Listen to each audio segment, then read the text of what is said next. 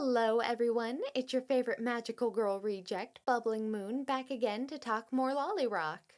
But as much as I love this show, I don't want this channel to be exclusively LoliRock stuff. So if you'd like to weigh in on the next show that I do an overview on, you can vote on the pinned comment below. The choices are going to be between Flowering Heart, a Korean magical girl show with one of the worst looking age gaps I've ever seen, Sky Dancers, a show from the 90s that I used to be obsessed with, or the Miraculous Ladybug movie.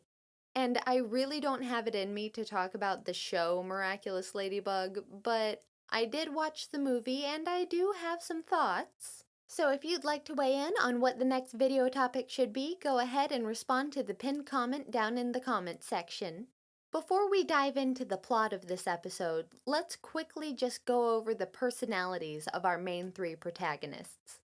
We have Iris. She is the lens through which we view all of the magical stuff in this show. She is the long-lost princess, but she was raised on Earth to be an average Earth child. She is a good person, a loyal friend, and a great singer. Then we have Ariana, who is our bubbly airhead of the group. She loves fashion, boys, going to parties. She's just the fun one. The last member of our trio is Talia.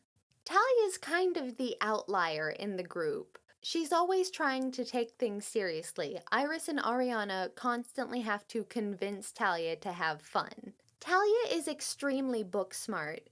She's very disciplined, she's always trying to better herself in some way. And that's a fine character dynamic to have. We have the three ends of the spectrum, the far end being fun, Iris in the middle, and Talia on the other end. So they didn't really need to give a reason for Talia's demeanor. But they did. They did, and it makes the show. You guys, when I tell you that episode 6 makes the entire show, I am being 100% serious. They put it in just the right spot, too. We've had some very fun episodes, we've had some very run-of-the-mill episodes, and now it's time for things to get serious. This episode is here to tell us that this show isn't just about Iris and her destiny to reclaim her throne and save her parents. In the background of this show, there is a war that is still going on for an entire planet, and that war has repercussions. So let's dive into one of my top 5 episodes for LoliRock. Episode 6, Cirrus. This episode opens on a fight scene in progress, and I like this. It's a bit of a break from the typical formula. We don't really need to know what the initial conflict is. It just immediately drops us into the action. Mephisto and Praxina fire off a spell, and honestly, if they use spells of this caliber more often, they might actually stand a chance against the girls. Like seriously, if it weren't for Talia's fast thinking, they actually would have had them this time. Like, why doesn't Greymore give them more spells like this? It almost worked. But just in time to save her and Iris from this devastating spell, Talia whips out an amulet and says, "By the power of Azira." And honestly, Talia should use this thing every chance she gets, 'cause it is devastating. It made a brand new crater in the landscape. Iris and Ariana are extremely impressed with the spell that Talia just pulled out, but Talia really wants them to drop it. And then, conveniently for the plot, on their way home, Talia drops the amulet. And who should happen upon it but Team Rocket? Everybody admire this unflattering angle of Praxina. Back at the house, the girls are rehearsing a dance number in what I feel are their ugliest outfits. Iris's dress is okay, it's not spectacular, but I hate the bow that Talia's wearing, and Ariana just looks like a mess. Side note, how loaded is Aunt Ellen that she can just afford all this extra space? Like, what do you do for work, lady? After they complete their dance number, Iris and Ariana start bugging Talia about the amulet again. They can't just respect Talia's boundaries, they have to keep bugging her about this, with Ariana insisting that it has to be from a secret boyfriend of some kind. Talia realizes that she no longer has the amulet on her and they rush off to find it. And when they get back to the mountain, it's raining, so you know that it's super, super serious. The amulet is nowhere to be found, and Ariana finally pushes Talia past her breaking point, and we get a really sad breakdown from Talia. This is way more emotion than I was initially expecting from this series the first time I watched it. She talks about how she no longer has a kingdom or a family, and then Ariana immediately says, I never thought you had a family. I thought you were raised by a pack of wolves. It's so funny, but now is not the time. Then we get into what this episode's really about. The flashback about Talia's family. Or more realistically, about Talia's sister. Even though she does call out for her parents at certain points in the episode, we never really see them and they're never really brought up in any kind of a real way, so we're just focusing on the sisters. That's fine. And Talia says that her sister was the strong and responsible one. But the first thing you may notice in this flashback is the fact that Talia is a maximum of 6 years old. I can't place her any older than that because she refers to a tantrum as a tanty. So immediately I feel kind of like Talia's being a bit too hard on herself because she never really got to have her whole childhood and she shouldn't have had to be that responsible at that young of an age. But her sister does bring up the fact that it is wartime. Their whole planet is in crisis. And she's going to have to buckle down and start training really hard because her sister's not always going to be there. And I gotta say, I love everything about Azira. She seems like such a good sister character. Her design is so pretty. I really want to see her transformation into her dress. Talia is way more interested in going to see the festival than being responsible, which, again, is perfectly age-appropriate in ideal scenarios. So Azira does something incredibly nice and incredibly stupid and reckless. She decides to give her magic amulet to Talia to open the door so she can go see the festival. But girl, no, you should have just unlocked the door for her. Parting from your magic amulet is like one of the worst things you could have possibly done when you're on the precipice of war, as demonstrated by the show in about 5 seconds. When Talia comes back from the festival, she finds her castle in ruin. Her home is destroyed, her family is missing, and Greymore's still wandering around the place. She has to hide in the rubble and be as quiet as possible so that she can survive this encounter. The devastation.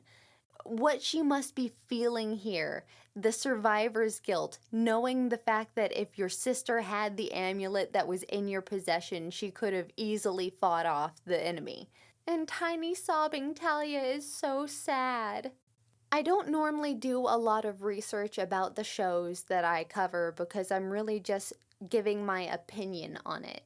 Extra information is fine, but if it's not in the actual show, it ultimately doesn't really matter to me and how I feel about the show itself. But I did look up the ages of all of the girls in the show, and Talia is 16 in the timeline of the show. So if she's around 6 years old when her castle got destroyed, that means she's been essentially without a family or any real support for like 10 whole years. So yeah, her strict attitude and her unfun demeanor, completely justifiable. So after the flashback, the girls reaffirm their connection with each other, saying that they will support Talia and that she's not alone because she has them. And then Ariana drops the strangest bomb in this episode when she says, I have 32 sisters and I like you more than all of them. Excuse me? 32 sisters? Like, again, I don't do a lot of research for these videos, but I went ahead and got on Google and I just Googled a little something about this because 32 is a lot. Can we all just agree that 32 might be a few too many siblings to have of any kind? But as it turns out, On Google, there was an answer to this. In Ariana's home kingdom of Volta, anybody who is raised with you is treated as a sibling, which sounds really nice. And no doubt some of these siblings are like the daughters or sons of palace workers, but also there's a war going on. So is, is the death toll of this war so high that the royal family felt that it was their duty to also take in children who were in need of a home? Because damn, those are some dark implications for this kids show that's targeting, I'm guessing, a demographic of 8 to 12-year-olds. While all this has been going on, the best characters in the show have been reporting to their incompetent boss about how they failed yet again because he only gave them one superpowered spell. They mention the amulet to him and he immediately flips out. Pro tip to anybody who's trying to keep a secret or make sure that information doesn't get leaked out: this is not what you want to do. Don't just start shouting. You gotta act nonchalant, because they immediately twig on to the fact that this is a super powerful object and maybe they could keep it and just lie to him about it. I think it's also worth noting that Greymore would be very scared of a full-powered Azira. The remaining rulers of the planet were coming together to try and do something about him, and he probably already knew that was happening, and he decided to take out the biggest threat to him first before they could actually start working together. Mephisto and Praxina make a decoy to destroy in front of the girls so that they can just keep the amulet in secret. Because, who knows, they may want to usurp Greymore one day. He's not very good at his job, obviously. Another pretty good fight scene happens, and during it, Ariana's like, "What happened to your really powerful spell?" And Mephisto, because he's just always been kind of a congenial person, even when he's evil, is just like, "Oh, it was more of a one-time thing." Okay, whatever. Praxina goes through with her plan to destroy the decoy, and this sends Talia into a depression spiral. That is, until Ariana shows Talia she has the magic gem from her sister's amulet. Why she didn't show this to anyone earlier? Beats me. They decide to use the Crystal Locatum spell on it, trying to find Mephisto and Praxina since they were the last ones who had the amulet. But instead of showing where Mephisto and Praxina are, it actually shows them where Talia's sister is being kept in the Castle of Friendship. And this is the first time in like over a decade she has any confirmation that anyone in her family is alive. This understandably puts her in a very good mood, and we close out the episode with a song. It sure is a song. I really loved this episode.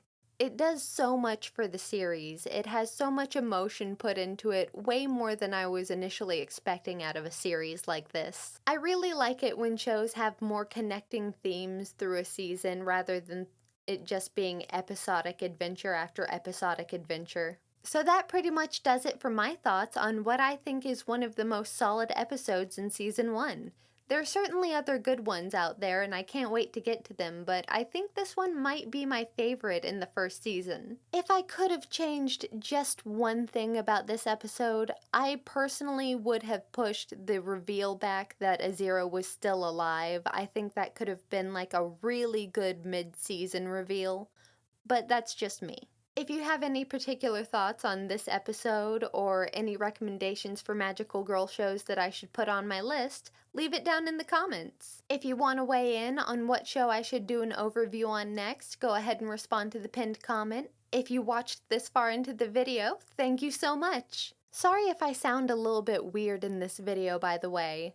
I wanted to get it out much sooner, but my roommate got really sick, and then I got really sick, and then as soon as I was better, it was smack dab in the middle of my allergy season. But that's pretty much gonna do it for me. Alright, peace out.